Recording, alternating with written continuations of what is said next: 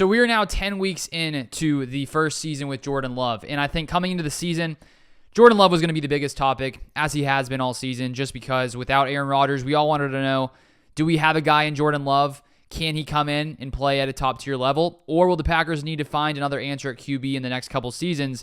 And now we're 10 weeks in, and there's no doubt there's been some ups and some downs that I think have sort of made us question, is he the guy, is he not the guy? The first couple weeks, he looks incredible. He's just very efficient and showed lots of positive signs.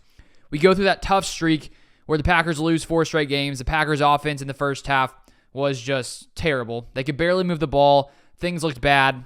And obviously, if things stay that way, if Love never took a step forward, if the offense consistently continued to look that way, then clearly, over a long enough time period, you know that Love isn't the guy. But still, I think that it's been important to be patient, just as Brian Gutekunst in this front office.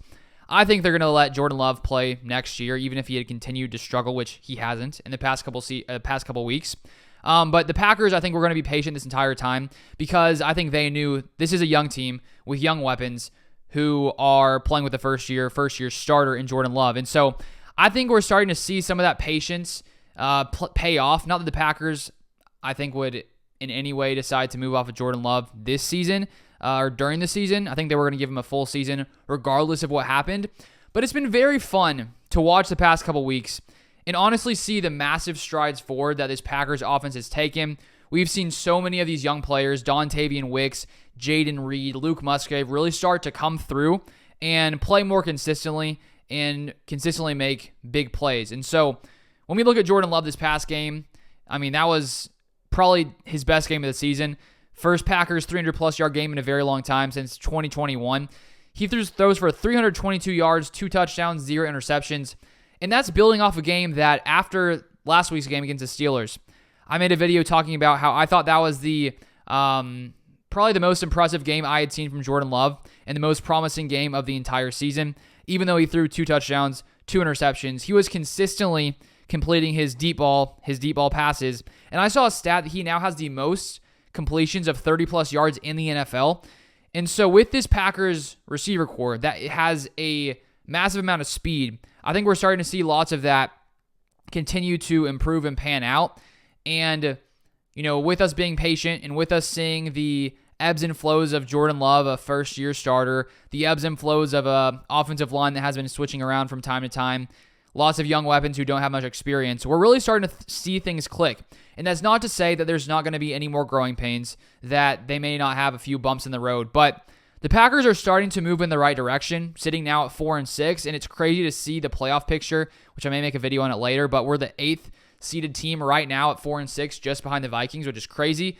Obviously, we have 2 tough games against the Lions and against the Chiefs in the next 2 weeks, but I'm starting to have more confidence in the Packers offense because there was that stretch where we lost for 4 straight games where you're like, this offense looks so bad. Like, there are so many issues here. Is Matt LaFleur the problem? What is the problem?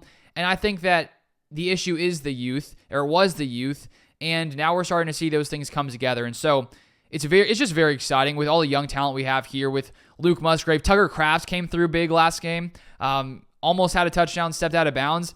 And so I'm just starting to sit here and imagining, what this team could look like in a few years.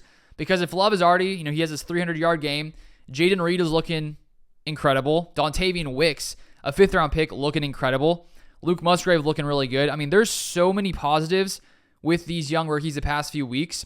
And so the fact that they're on rookie contracts, they're very cheap, and they're still in their first year with Jordan Love, that just, it makes me excited for next season, the season after that. This really could be a very good offense in the next couple seasons. And I think this was an idea that lots of us had before the season because we were looking at all the first-round pick or all the draft picks this season, all the young receiver weapons.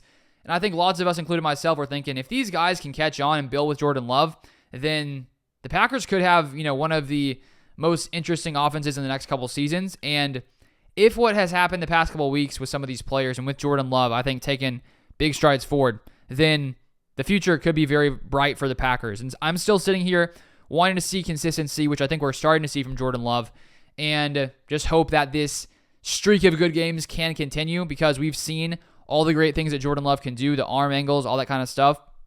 And I just hope that we continue to see it. So I'm still sitting here waiting to see if Jordan Love is for sure the guy. I said after the first 2 weeks, My opinion was he was for sure the guy.